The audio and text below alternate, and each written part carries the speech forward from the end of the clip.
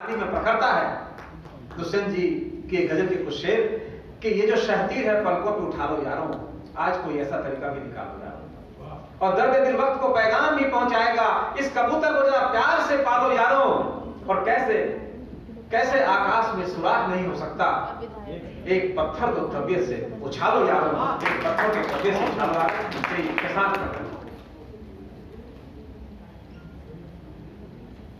आकाशात् पतितं तोयं यथा गच्छति सागरे सर्वदेव नमस्कारं केशवं प्रति गच्छति। इस सुभाषतानी को पढ़ने का अर्थ केवल इतना सा है कि मैं किसी भी देव को नमस्कार करूं, वो पहुंचना मेरी मां सरस्वती तक ही है। इसलिए अपनी बात को प्रारंभ करता हूं।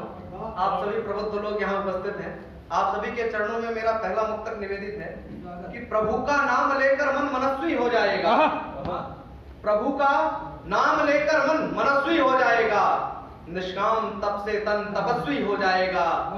बस इसी सत्य को जग में स्वीकारते हैं सब, बड़ों के चरण छूकर जीवन यशस्वी हो जाएगा। बढ़िया, बहुत बढ़िया, बहुत बढ़िया।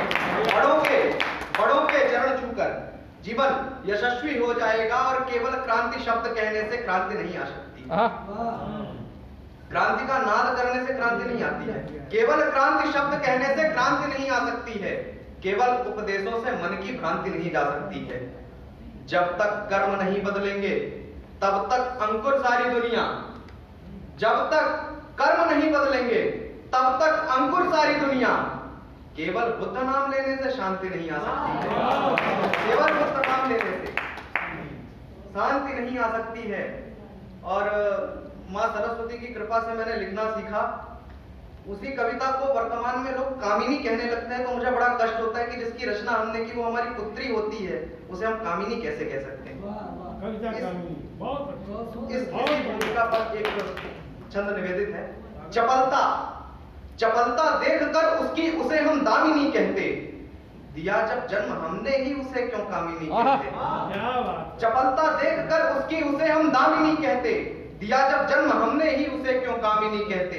कभी सुरसरी बताते हैं, कभी अध्यायनी कहते, कभी वो वाग्देवी है, कभी कात्यायनी कहते, ये है मनहर सलोनी सो इसे हम यामिनी कहते। ये कविता है, इसे हम सर्वथा वरदायनी।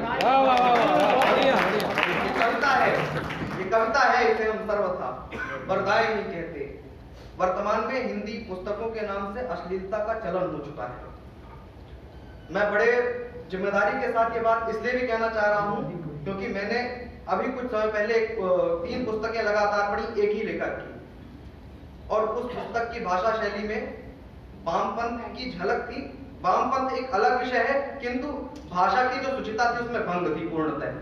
उस पुस्तक के आधार पे जो छंद निकला वो छंद निवेदित है कि चपल विरोधाभास नाम लेके हम नहीं, चपल विरोधाभास नाम लेके हम नहीं, आने वाली पीढ़ी को नगण्यता परोस दी। सब पढ़े बोध वाक्य चुन लिया, सब पढ़े बोध वाक्य चुन लिया, भाषा के ही साथ में सुगम्यता परोस दी। पूर्वजों को मान दिया और सम्मान दिया, साथ में ही सबको वर्ण्यता परोस दी। और नई वाली हिंदी को तो पढ़ रहे सब, किंतु नई वाली हिंदी को तो पढ़ रहे सब, किंतु नई हिंदी संग ही तो नग्नता परोस दी। नई वाली पढ़ रहे सब। इस पर भी प्रश्न चिन्ह उठा, क्षमा करिएगा आप सभी प्रबुद्ध लोगों के समक्ष ये बात कहने की हिम्मत कर रहा हूँ। इस पर भी प्रश्न चिन्ह उठा कि संस्कृत में कामशास्त्र नामक एक शास्त्र है, उस पर आप क्या कहोगे। तो मैंने कहा था कि स्वाभिमान सम्मान हेतु, स्वाभिमान सम्मान हेतु दुविधा सा तनना पड़ता है, दिव्य यज्ञ में देह दान कर समिधा बनना। वाह वाह वाह वाह वाह, बहुत बढ़िया, बहुत बढ़िया, बहुत बढ़िया। देह दान कर समिधा बनना पड़ता है। और एक अंतिम मुक्तक के साथ अपनी बात समाप्त करूंगा कि अड़े मातृशक्ति यहाँ उपस्थित है।